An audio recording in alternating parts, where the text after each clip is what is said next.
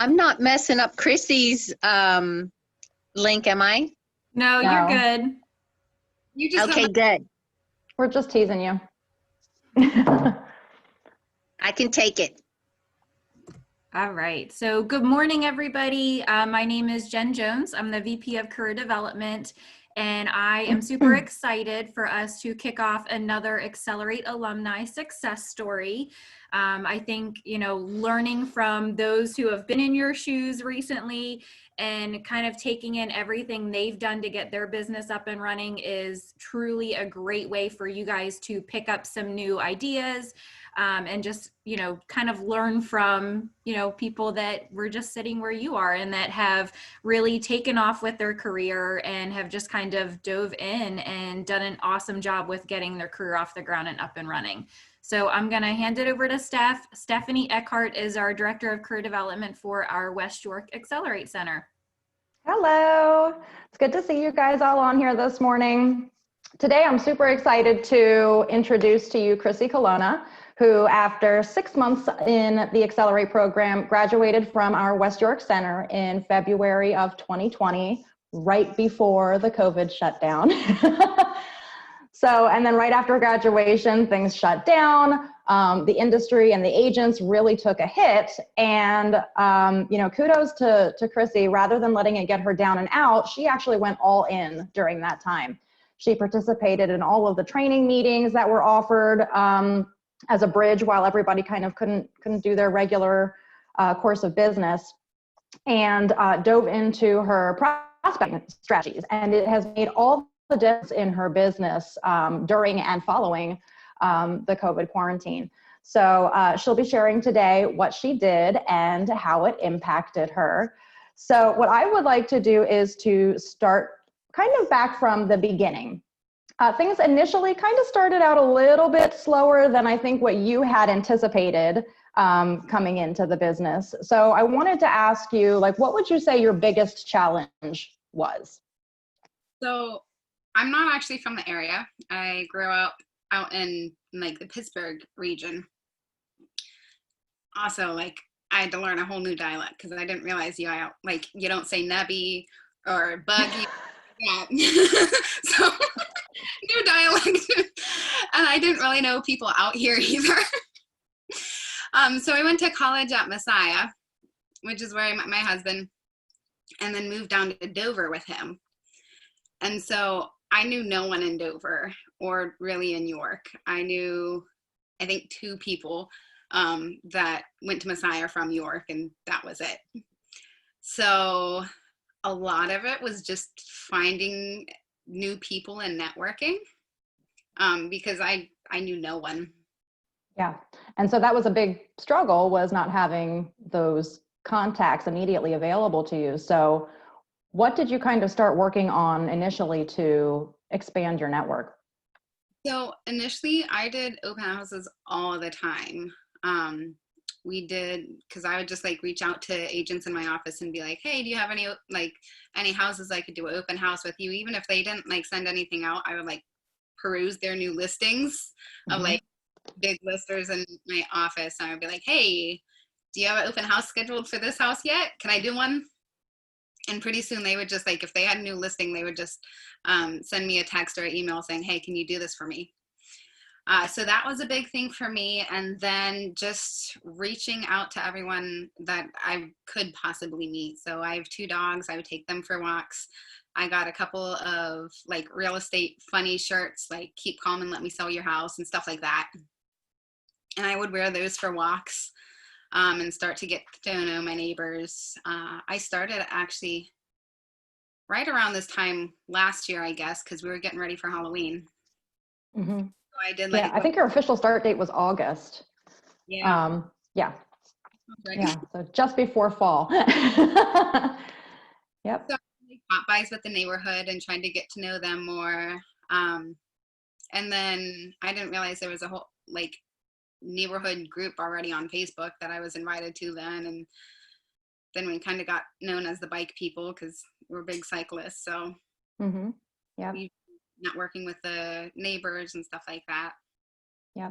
So how would you say your the results of you really working those open houses went for you?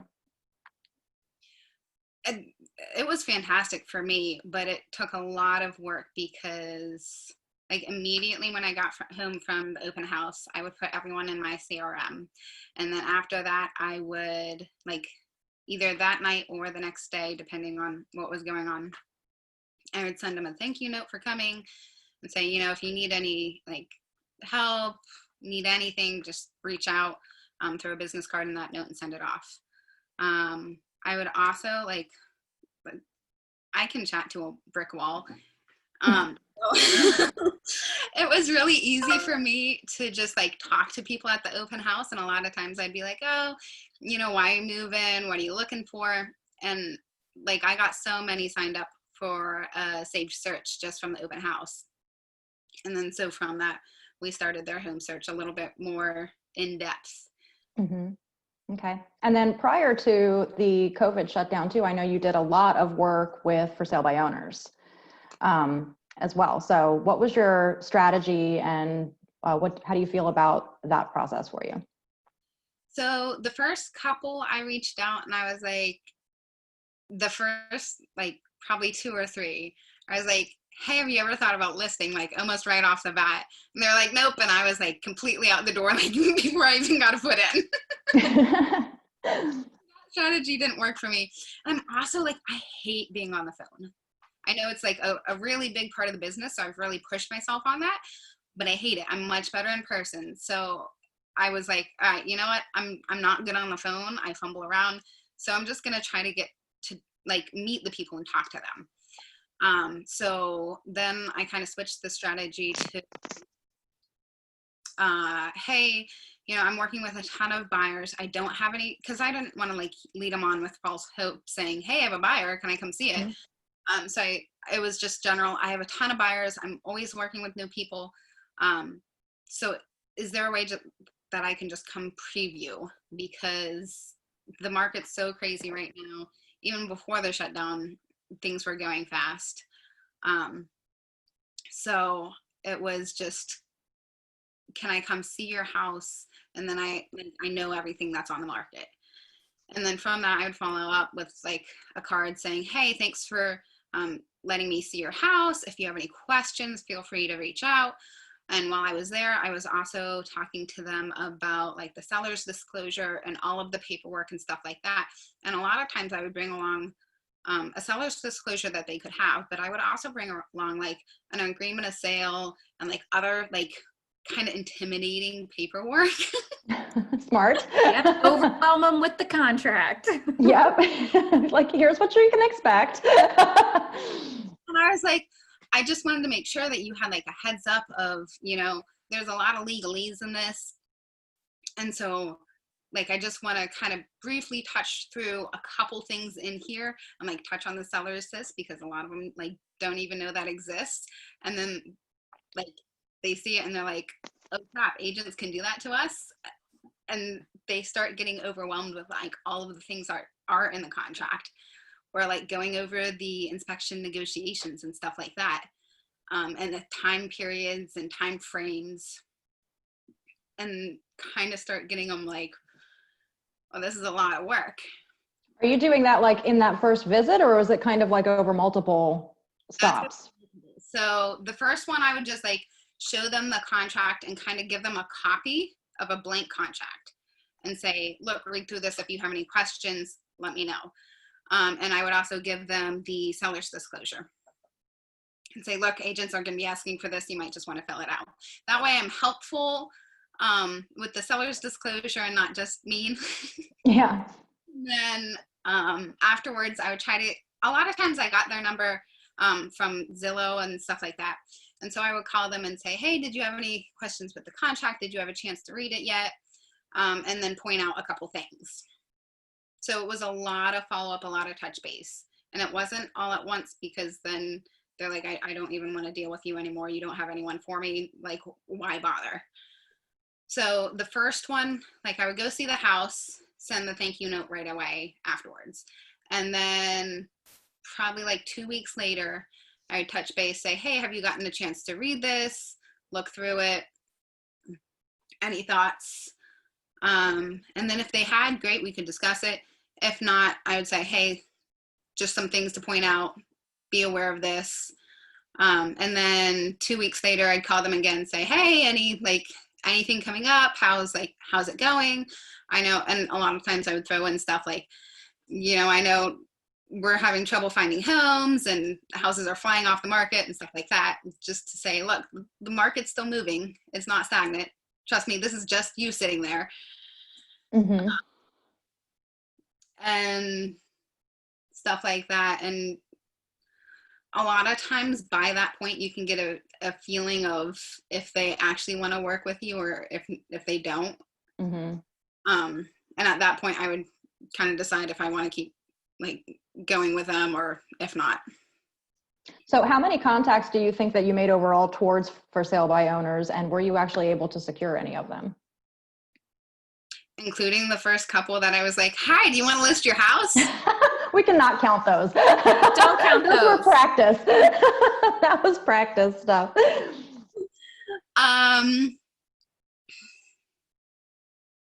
I probably called about 10 to 15 at first. Probably around went and actually saw 4 or 5. 2 of them were sold right after I made contact. I saw the house, I sent the note, and then checked in the week 2 weeks later, and they were sold. They sold themselves, right? Successfully. Yeah. And then 1 I converted, and then 1 I got beat out based on commission because he was just looking for sale price. Mm-hmm. Which is great. So out of the 4 that you actually got to get in front of, that's a 25%, conversion rate, which had you not even bothered or tried, wouldn't have existed at all. So that's great. That's great. And actually now you could even use that potentially to advertise your skill at selling it for sale by owner using those stats. Well, and especially because he was on the market for 6 months before I actually converted him. Awesome. So I made that contact probably a week after he listed on Zillow. And then I started out with every 2 weeks, and then I just cut it down to a month. Once a month I would call and check in on him and be like, hey, how's it going? Because that was during COVID that he listed in August or October. Okay. Or maybe it was November, somewhere in there. And then by the time I converted him, it was in the middle of the pandemic when I was really talking to him about listing. And then right after the pandemic, once we were able to go see houses again, is when I actually converted him to listing with me. And so for 6 months, and we were under contract in 7 days. Awesome. So he was like, oh, I didn't realize it was just exposure. Mm-hmm. And so what are your plans then for leveraging that success with the for sale by owner in your future advertising? So when I first started, when real estate started after the pandemic, people were really hesitant to just let a real estate agent into their house without a buyer or anything. So I didn't do too much with for sale by owners then, but I'm starting to again now. So I just saw 2 last week. And are you using this particular successful story as part of your pitch now? Yeah, so I don't do it on the phone because that seemed a little pushy to me. But when I went to see them, I was like, hey, the one I didn't because he was real annoyed. I was the 5th real estate agent who went there, and apparently 3 of them were late, and he was so done with real estate agents because he just thought they were wasting his time. And then apparently 1 did the thing of, you're listed really low, and he was probably 20,000 under where he could have been. Did the thing of, look, you're listed really low. I could sell this and tack on my commission, you would still be making more money. Mhm. And got all offended and was like, how dare they? Like, Oh, that was a backfire. so part of it is listening and talking, because now that I knew that, because that was going to be my strategy. Good to know. So part of it is listening and like knowing what they want. So with him, it was just very, look, I work for you. You're the client. I will do absolutely whatever you want as long as it's legal and ethical. And just making sure he felt comfortable with me and trusted me. So I knew he wouldn't really appreciate my story of, look, I can do this. Yeah. No, Yeah. and Chrissy, I think that's the huge difference. Like when you transition to that type of prospecting away from like a letter or a postcard or a note or even a phone call, and you get in front of them, it creates that opportunity. You can't do that over the phone. You just can't.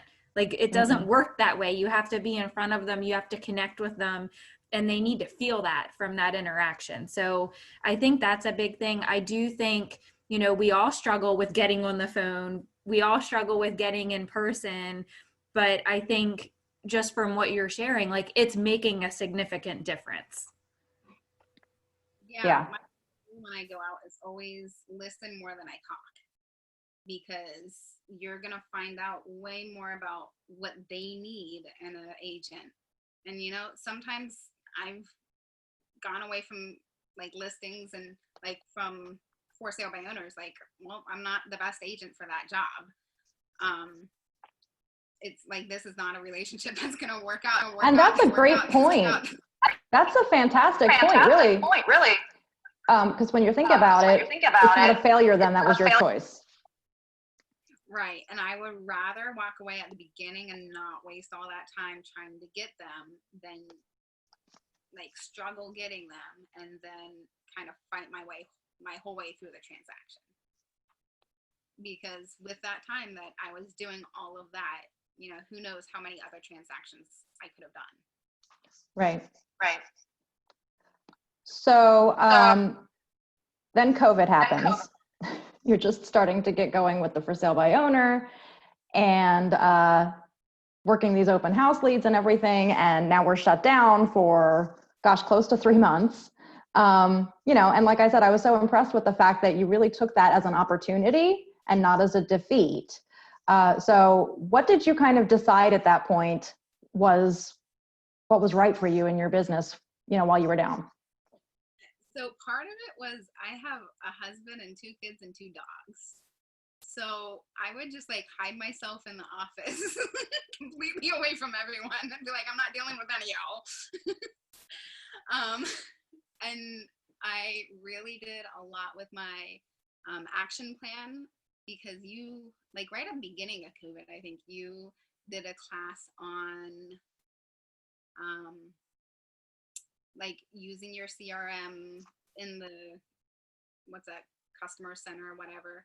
To create the sphere of influence action plan. Right. And so I was like, well, that's my thing for this week, and just like went through and redid all of my CRM and my action plan. Because before I was just kind of, so this is, I completely forgot about this until we were on that walk yesterday. So before, my action plan was super random. Like I would go on Facebook and like just click on random people who are like active on Facebook and be like, hey, want to buy a house? And so I did actually convert one that way, but it was super random and I didn't have a plan. So I really use that to kind of get myself in gear and be like, look, if you can't like go out and do what you were doing, you need to figure out other ways. You need to be sending note cards. You need to be maybe not doing pop buys, but maybe send little things in the mail, like, whatever you can do. And I also started doing a lot more with social media and like videos and stuff like that. So one of my big things was I decided I'm going to post like every day, no matter what, no matter it's like a stupid, like little selfie of, hey, this is what I'm up to to today, or like one day I had some meetings on Zoom, and so like I had a nice top on, but I really wasn't feeling like working today, so I had like sweats or something on. And so I posted a picture of like this I remember nice that post. and I was like quarantine outfit. Just, it's not necessarily focusing on people being like seeing that outfit and be like, oh, I want to buy a house. But it's more just like getting in front of people and having them remember, oh yeah, she's working in real estate now. That's why she's dressed up. And then maybe they are talking to someone later who needs to buy a house. It's just getting in people's heads and making sure that you stay top of mind. And that's a great point, is just having those kinds of posts that are intended to sort of stick in a person's mind, so that, you know, they may not necessarily be trying to buy or sell a house right now, but, you know, they can say, oh my gosh, you know, this person that I know is hilarious. She posted the funniest picture, business on top, crazy on the bottom, you know, she'd be a great agent for you. Just being able to like recall that that's what you do is a great point. I've been trying to do more with stories on Instagram and Facebook, because that's like right at the top and you can see it all the time. So that's been probably the past 3 weeks. One of my goals is at least once a week I'm going to post a story. And what kind of things are you doing in the story that would be different than like a regular post? Like, what is the story for you? A lot of times it's like little glimpses into my day. So like I just did a pop by. I don't think I have any down. Oh, I do. So I did a little Frisbee, and it says, don't let your next home fly by. Give me a call to discuss your plans. Oh, genius. That's cute.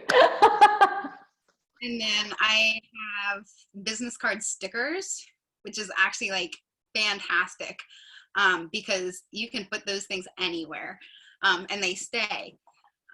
So on the back, I have a business card sticker that like stays on there.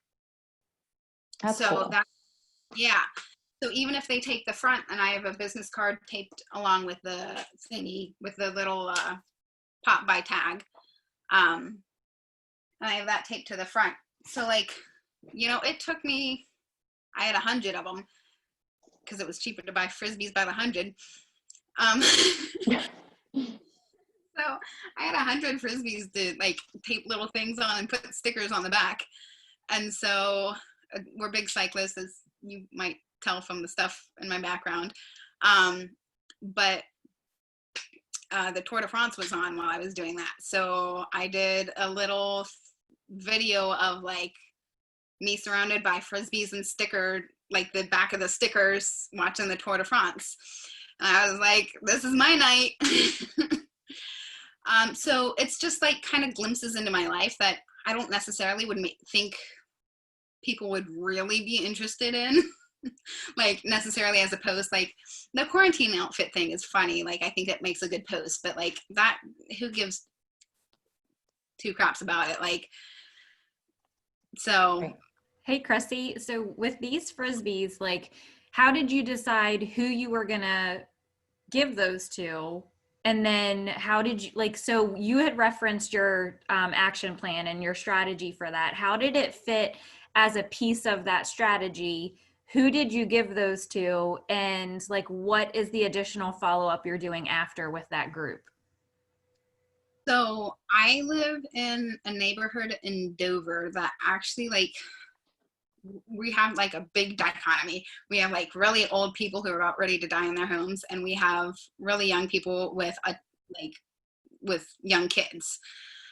So I've really been working on, and it's like, it's a good sized neighborhood, but it's definitely one where either it's kind of a transition of either you're starting, this is your first house you're starting out, or this is your last home. It's a nice, like, you're going to stay here for like 5 to 10 years and then you're going to move.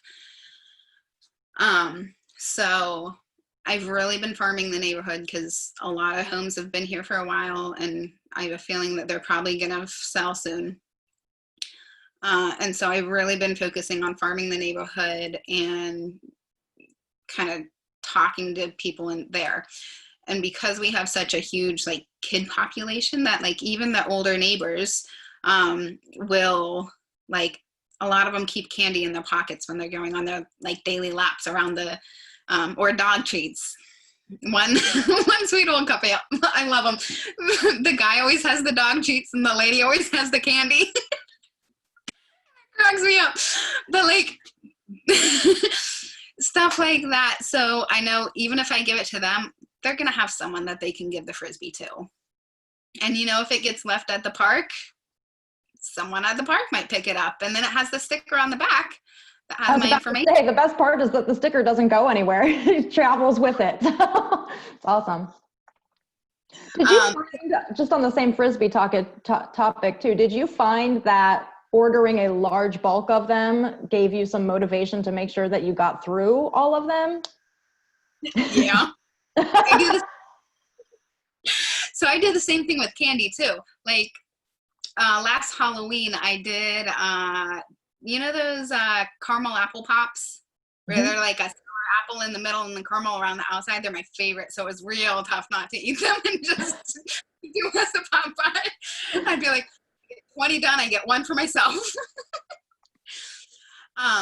So I did that around the neighborhood too. So like every, like probably 2 months I do a pop by to the neighborhood, and then probably in the like month apart from that, so like every other month is the pop by. The month opposite of that is like some sort of mailer, like a postcard of, hey, home values are rising, stuff like that. Awesome. That was going to be one of my next questions, is like, what is your actual action plan? Yeah. And also, where did you get your stickers from? Do you remember? I think Uprint, something like that.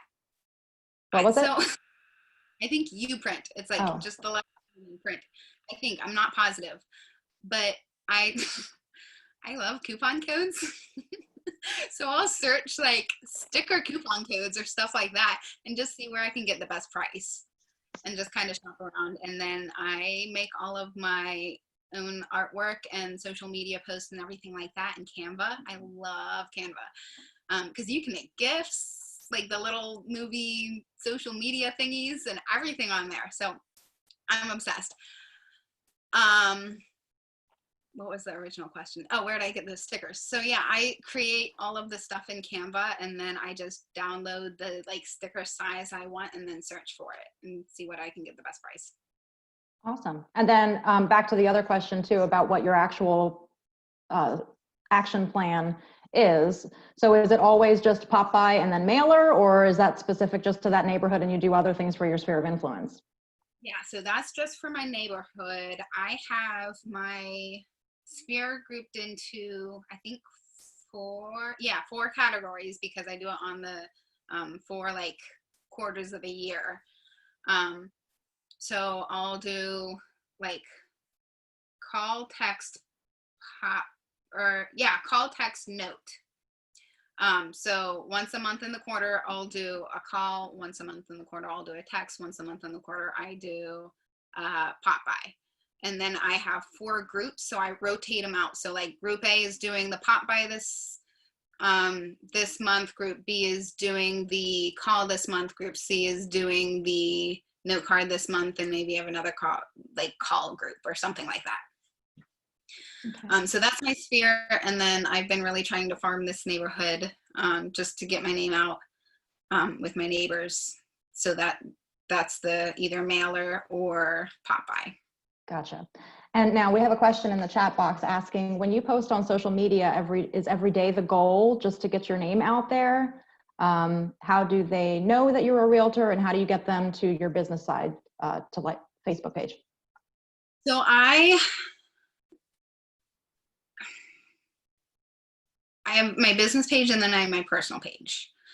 I will like maybe once a month share something from my personal or from my business page to my personal page, because like my personal people, my friends and family, don't want to see like real estate crap all the time. If so, they're going to follow my business page. I do post on social media every day. That was actually a quarantine goal because at first, like I was just lounging around. I'm like, snow day. I used to be a teacher, so like snow days were my thing. So at first I was like, oh, quarantine, snow day. And then after a week, I was like, I probably should get back to work. Like, I'm not going to get any clients with this. And so, and then I was like, I've really been focusing on consistency. So if it's not something that I think I can do for a long haul, then I need to modify it so I can. So that's great advice. Great advice.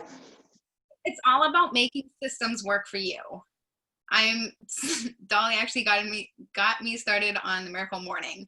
And then of course I started listening to the podcast, the How Elrod podcast, and then all of that stuff. And I love it. And then I started watching like organizer shows and like stuff like that. And I was like, it's all about systems. And it really is. If you read oh crap, who's the person who did like the few communicate, or lots communicate, few connect, and like the 15, John Maxwell. He's all about systems. Any like person who's really doing a good job with getting all of their stuff out there. I mean, you look at the like Success Magazine and stuff like that, it's all based on systems. So that was a big quarantine goal, because also like I'm a little bit of a slob, but like also have this very control freakness to me. So it's really hard for me because I like want systems that work, because the control part of me is like, it has to like fit and it has to work. And then like the kind of me is like, who cares? Like it'll all get done. It'll be fine. So you got to rein it in. And so the control freak of me will be like, oh, everything has to be perfect and everything has to be done exactly right, and like go big or go home type thing. And then the slob of me will be like, that'll last for like a hot second and then I'll be done and I'll burn out real quick from that. So if I have systems that work and systems in place so that they're manageable, then I find it a lot easier. So with social media, it was just post every day, no matter what, post something. I don't look great today. Fine, I'll post a picture of my dog. Stuff like that.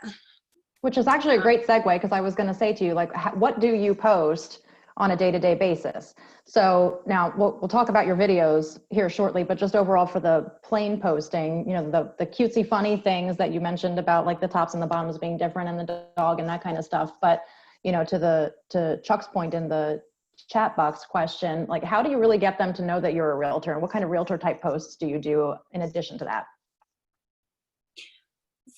So you might not have guessed from this, but I'm not a very serious person. Like, I don't do serious well.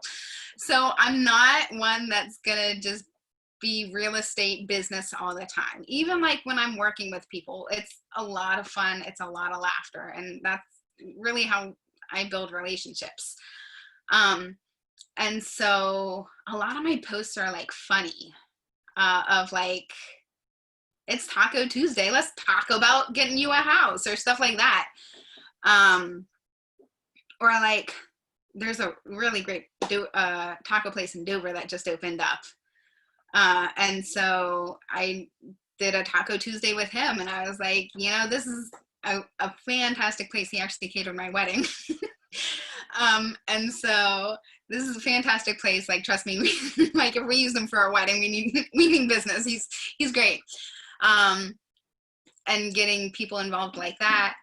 I will chime in and say I love when people do that, because it's a real estate reminder without like new listing, which people will check out. Like, I mean, it's great to show that you're working and that you're productive. And there are definitely people drawn to that. But like even Chrissy describing her personality, her friends and sphere of influence complement that personality. So it's good that that doesn't get lost in the business side of it, or they will check out literally for that reason. But being able to, do that subtle, like, hey, I'm still in real estate with the taco about real estate. Like, it's that subtle reminder in a personal, fun way that is her personality. So it's not getting lost in the business mentality, but also recommending that local business. With Chrissy doing that, I'm sure if somebody walks into that business talking about real estate, they're going to talk about Chrissy because, she's recommending their business. If they share that stuff or are tagged in that stuff, their followers see it, and she's building relationships and networking with local businesses. So, to take it another step, even, it's part of that, like, I don't just work here, I live here. And people wanting to continue to learn more about their community and what's going on there. So I absolutely love that idea, Chrissy. Yeah, or like stuff that's going on. So, my stepson is a big part of the band program.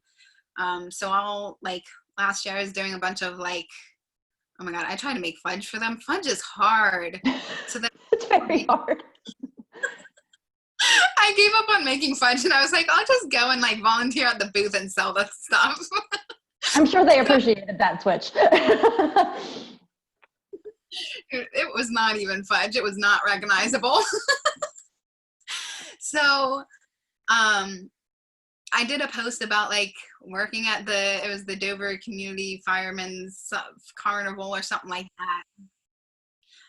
So I did a post about that because, I'm out here at the fudge booth at supporting the Dover band, stop by. So huge into community. And then sometimes I'll share that type of stuff to my personal page because it's not as much business stuff there. It's like, this is what I'm out here doing. Mm-hmm. But it's somehow still related to the fact that, or it either came from your real estate page or touches on real estate in some way. Yeah, for sure. And then like, I just had new headshots done, and like, this photographer is awesome. She made like a little mini office for me in her studio so that, like, we wouldn't have to worry about masks at coffee shops, and she could just take pictures there. And so I did a bunch of, like, shout outs with her of, check her out. She's fantastic. During COVID, I also did a little chat with her because, we're all on Zoom all the time. And it was like a little how to make your selfie Zoom game, like, better. Make sure you're facing natural light and stuff like that from a photographer's perspective. So Smart. that was a lot of fun. She shared it. And then I actually got connected to her because we got married actually during COVID. And then the wedding venue that we were supposed to be at knew both of us. So then he started commenting, and then I reached out to him and I was like, hey, do you want to do a video since you were, like, all over this video? And he's like, sure. And so we did a video with him. And just doing that type of stuff, really anything. Like, people don't care what you post as long as they see what you're doing. Like, you want to do a day in the life of a realtor, do it. People don't know what we do half the time. So show them. Mm-hmm. The other day, go ahead. Go. I was going to ask you about your videos and talk to you about, like, how you choose what you want to do a video. Do you choose live? Do you do scripted? What's your video game look like? Awful at scripted. Awful. And I will take it like 5,000 times. In fact, I was laughing at Dolly the other day in her office because she was do a video and, like, had to do it 5 times. And I was like, oh, I feel you. I hate scripted. I'm awful at it. So I, a lot of times, just, like, shoot from the hip, but it took a while getting used to that. So I started out loosely scripting it, just saying, these are the points I want to talk about. At first it was somewhat easier to do. Before I was a teacher, it's easy for me to talk, but the whole video of seeing me on video is, like, real freaky to me. I don't like it. So I started with doing, like, pictures of other things and then just me talking in the background. So, like, here, let me take you through this house, and, like, do a little tour through the house, or stuff like that on video. So I was talking in the background, but I wasn't actually seeing myself. And then I got a little bit more comfortable, and so I like turned the little selfie thingy on, and did some with me actually talking to the camera. But again, start with what you're comfortable with, but always continue to push yourself. So it's not going to do you any good to like completely like throw yourself out there and do something you're so unnatural and uncomfortable with that you're like awkward with it. Because that's not going to do anyone good. So find something that you're comfortable with, but something that pushes you. So like me, I hate the sound of my voice on video. I think everyone does. Yeah. The fact of me like walking through the house and doing that side of the house was still uncomfortable for me, but it was something that I could do. And then once I got more comfortable, I like put it more on me. And then especially talking to people, it's really easy for me to talk to people, and a lot of times I just forget that I'm on video then. So like this whole time I've barely been looking at my little box there. I've mostly been looking at like Jen and Steph, because they're the people I'm comfortable with. And so find something that you're comfortable with, so you're not just so awkward it's painful. Mm-hmm. Yeah, that's great. And then another thing that I kind of wanted to throw out there too was that if you could give advice to somebody who's kind of struggling, what would you say would be your number one best piece of advice for someone like that? Find a support system. Like I would not have made it without Steph, and there's a couple other agents in my office, like Jen Clemens is a great one. She's fantastic. Or Nicole Benzel. Like I love these gals, and I would not have made it this far without them, because there's been so many, or Dolly, like there's been so many times I've called Steph and Dolly crying, like I don't know what I'm doing. Why am I doing That's a great point. I mean, you yourself have even had these moments where you're like, am I right? Is this right for me? Like, what else could I be doing? Because there was a time where you were really struggling with like lead generating because you didn't know anybody. Like to the point where I got offered another job, like back at teaching. And like, just so you know, I love the students. I love teaching. I hated the politics of the school and all the other crap that went with teaching. And so I was just miserable teaching, like to the point where like Jim was like, we need to figure, Jim's my husband, we need to figure something out, because like this is not working for you. You're not happy. So it got to the point where I was considering going back to being a high school band director. And I was like, I don't think I really want to do that. But if I can't make it with this, like, I don't want to, like, I think the hardest thing for me is I felt like I was a burden on my family, because I wasn't making that much money. I was like really burning myself out, like just grinding it out. So it was hard. And honestly, I wouldn't have made it through without like Steph and Dolly and the other agents that I've mentioned, because they're like, look, you got it. You're doing all the right things. Here's some things that you can try. And they would really help me and come alongside me. And, if I just needed a shoulder to cry on, I knew I had it. So find a support system that really supports you. And I love Jim to death, but he doesn't understand real estate at all.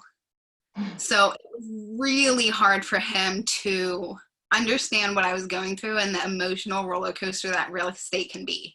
I feel like that's true of most spouses, because there's this like idea of what real estate is like, but then there's the reality of it that only we can share and understand from each other. I would even, and Chrissy, I don't want to put you on the spot, but feel free to comment on it. Like, I think there's also a little bit from, having been in this position where as you're trying to get up and running, you sometimes have that at home where it's like, well, why haven't you had a transaction? Like, why don't you have a settlement? Why haven't you had a settlement yet? And like, it's a pipeline process. Like, I'm prospecting now for things that are 3 months, 6 months, a year away. I needed, so it takes a while to build that up. And, something that we always say is like, when your director of career development's giving you these prospecting things, like you have to trust the process, because the number one thing we look for is your willingness to do the activities, because we know if you're doing the activities, it will come.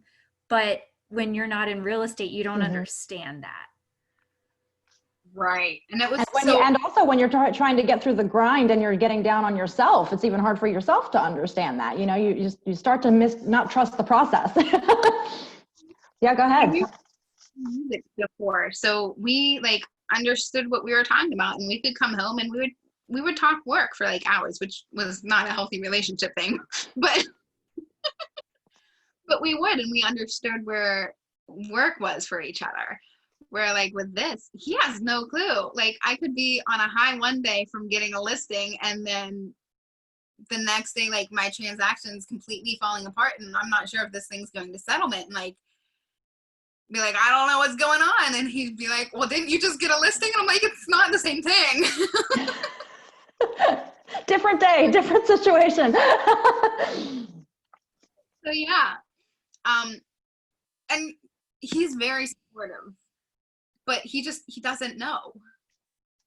So find people who know what you do and who know the process. So finding, like, Jen is she's done it. She was probably a half a year ahead of me, something like that. Something like that. Mm-hmm. So she's been exactly where I was at. Like, so and she could she's just huge be like, with accountability. Like Mm-hmm. she's huge with like having that accountability partner to push and drive her and help keep her focused. So having somebody like that on the other side of it makes a big difference. And, you know, Jaden had the idea at a previous huddle of hers to partner up with another agent and kind of do the same thing. So I'm excited for you, Jaden, and for Jackie that you're going to be working with. But like I mean, as Chrissy's saying, it makes a huge difference. Well, that, and also the fact that you're rarely down at the same time as each other. So if you have a group of like 3 or 4 or whatever, and you're feeling down, like, you know what, this doesn't work. I've been doing mailers, I've been doing posts, nobody's calling me. You know, somebody else is on a high and says, you know, well, try this instead and try this instead. And then, you know, what I've seen in the past is having these accountability partners and groups lifts everyone, because somebody's up and has ideas, and just can motivate and push. and find someone who will hold your feet to the fire too. Like there's been days where I haven't felt like doing stuff, and Jen would just like text me and be like, get your butt moving. Like there's no excuses. Like I have a morning routine. I have my miracle morning that I do every morning. And like, there was a couple days where I was just like down in the pits and I didn't feel like doing anything and I didn't feel like myself. And I was like, well, it's too late for the miracle morning. It's already like 11 o'clock. And she's like, no, it's not too late. Get your butt moving. So make sure, yes, you have someone that'll support you, but make sure you'll have someone that'll hold your feet to the fire too. And just as a last point, can I bring up the experiment that the two of you decided on yesterday? Just to kind of throw it out there, Chrissy touched on it before, where in the beginning, one of her prospecting strategies was every single day to get onto Facebook and just look to see who was active and just start clicking them and being like, hey, want to buy a house? Because that's Chrissy's personality. And they would know that she was kind of like tongue-in-cheeking it a little bit and, you know, playing around like, but I'm serious though. So she would do that. And she, as she mentioned, she did actually end up with somebody who's like, yeah, actually, I am thinking about buying a house, and was working with that person. So she was talking about that yesterday with Jen, and Jen was like, oh my gosh, I never even thought to do that. And she says, I have 2,000 friends. So I was like, well, if you know, the statistic goes that 25% of your sphere of influence is going to make a move, that's a pretty big lead pool there that you could have. So they decided together yesterday that they're both going to do that for a week and see what happens, and report back. So it's just that kind of like, hey, let's try it and see what goes on.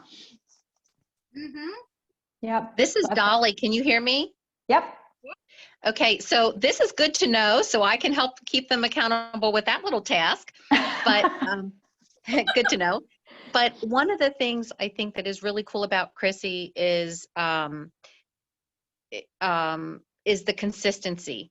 And even though she feels like sometimes she struggles with that, it's always on her mind. So she's a lot more consistent than the average Joe. And I think with anything, it's consistency, consistency, consistency. And at the same time, I see so many new people that right about the time their business is ready to blossom, they stop.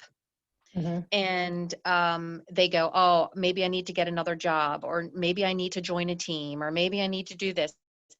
just keep going, guys. You are just about to hit the crest. If you are doing the activities, the results will come. So great job, Chrissy. I always feel like that, you know, when I feel like, or when somebody tells me that they're ready to give up because nothing is working, I'm like, that means you're close to one more month. Give it one more month and just keep pressing and see what happens. Just get over the wall. You know, it's tough. It's tough. Yeah, you were there. You were there. You came running and said, this is not going to work for me. I said, give it a little extra. And then it exploded. Like when you feel like you're about to give up, a lot of times, just like Dolly and Steph were saying, you're just about at that point. And sometimes that want and desire to give up can give you that little extra push that you need to just like do like that extra like 5 tests that day of like just grinding it out a little bit more, a little bit harder, to get it there, to get where you want to be. And like I've never really done any like vision board or visualization or like any of that stuff before.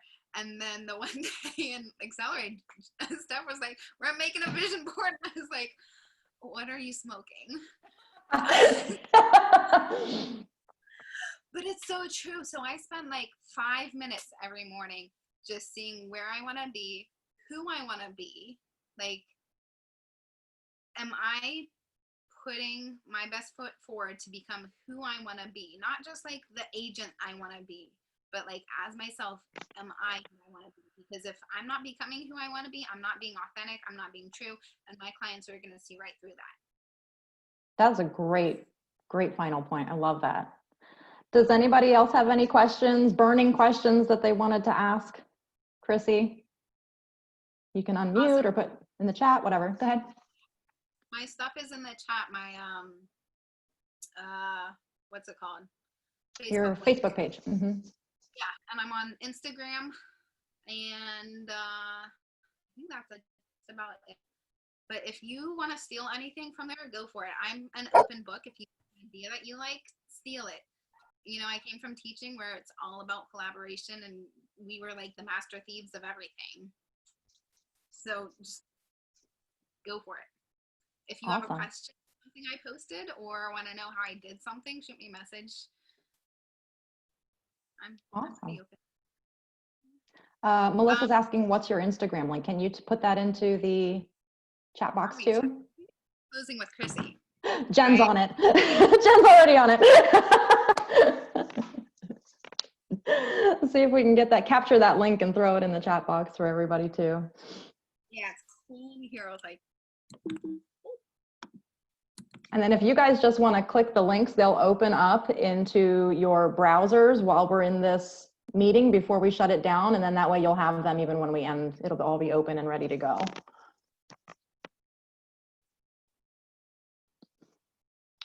Or copy paste. Yeah, also it's been great to have a tag like Closing with Chrissy, because clients know it now and they'll reference it. And like I made my website, I do it a lot on Facebook and Instagram, stuff like that, just so that everything is connected. Mm-hmm. And I bought the domain so that like it's on my website, it pushes straight to it. And it's easy to remember. Don't do something like super complicated. But that way, if people can't remember it, then well, if people can't remember your name, like my last name's Colonna, was Otney. So there's a lot of like change with that, which is also another good thing to like post about on social media. Like if you have something personal like that, you know, go ahead and put it out, because, you know, that's you, that's being authentic to you. People are going to like that.